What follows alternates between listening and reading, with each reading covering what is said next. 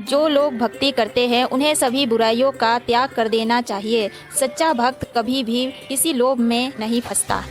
भक्ति करते समय मन शांत रहना चाहिए और सभी तरह की बुरे विचारों से बचना चाहिए। जो लोग इन बात का ध्यान रखते हैं उन्हें भगवान की कृपा मिलती है। इस संबंध में एक लोक कथा प्रचलित है।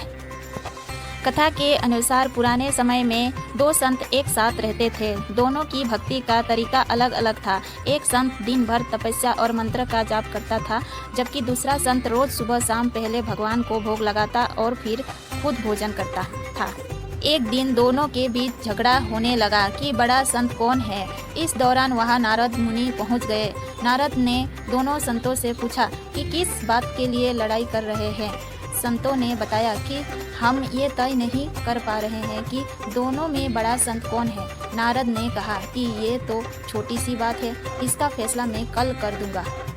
अगले दिन नारद मुनि ने मंदिर में दोनों संतों की जगह के पास हीरे की एक एक अंगूठी रख दी। पहले तप करने वाला संत वहां पहुंचा। उसने एक अंगूठी देखी और चुपचाप उसने अपने आसन के नीचे छिपाकर मंत्र जाप करने लगा। कुछ देर में दूसरा संत भगवान को भोग लगाने पहुंचा। उसने भी हीरे अंगूठी देखी, लेकिन उसने अंगूठी की ओर ध्यान नहीं दिया। भगवान को भोग लगाया और खाना खाने लगा। उसने अंगूठी नहीं उठाई। उसके मन में लालच नहीं जागा, क्योंकि उसे भरोसा था कि भगवान रोज उसके लिए खाने की व्यवस्था जरूर करेंगे।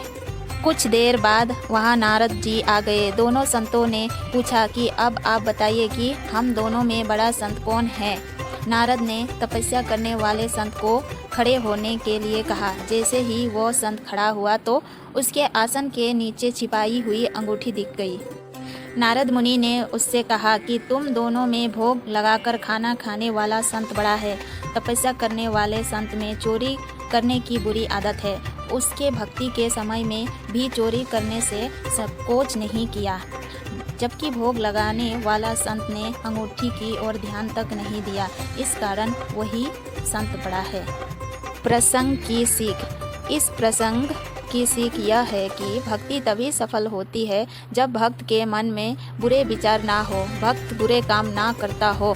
जिस भक्त के विचार पवित्र है और जो बुरे कामों से दूर रहता है, सिर्फ उसे ही भगवान की कृपा मिलती है। जय श्री राम।